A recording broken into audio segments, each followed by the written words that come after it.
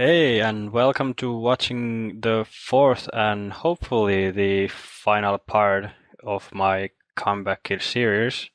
I'm saying hopefully because I still have apparently 271 hands to go, and I'm trying to make this a 1 hour video, so we'll see what happens. I'm going to try to be very fast here.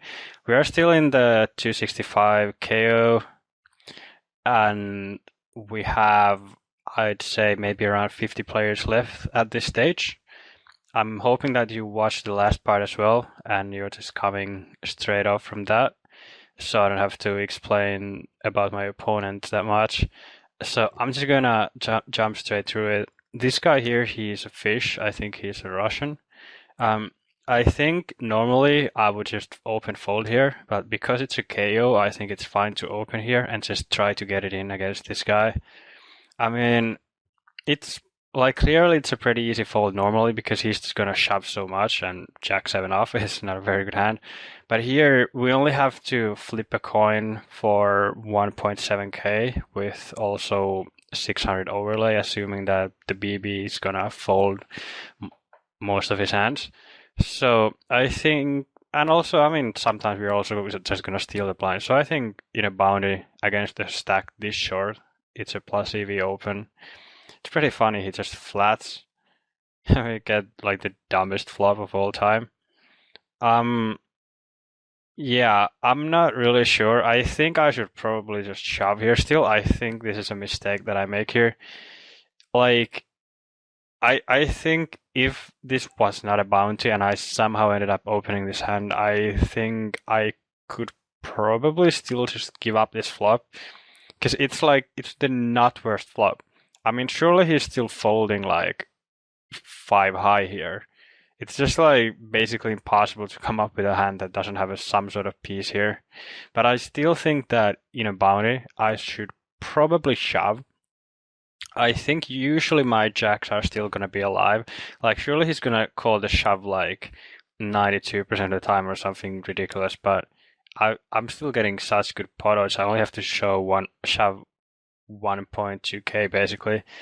So I think shoving here would be the right play. When he checks again, I got pretty much no idea what to do. It's such a stupid spot. I just guess I'm trying to show it down. If I do hit a jack or a 7 on the river, I'm definitely just gonna shove it in. Like, I don't know if he's gonna call with a reverse hand, but it's definitely worth it for the body. Having that said, I think I probably still should have just shoved the turn again. I mean, he's checked twice. I guess I have some hope of winning the pot now. So my mistakes just kind of keep on growing. We get a really bad river card as well. It's just like impossible for me to be ahead here. And he wins this with queen head suited. I guess he would have folded if I shoved pretty much any street here, which is why I should have done that. So yeah, not the most beautiful hand right there. Ace king suited, pretty easy standard flip, and we do end up winning. This guy is super neat based on stats, but obviously we have to call here. Pretty standard play from him, I think, as well. So I'm just going to be moving on. And we got a new table here. We got Mr. Hit the Hole here, who went on to win an EPT about a month after this tournament was played. But at this stage, he's still a mortal Hit the Hole. Although he's always been really good, I think.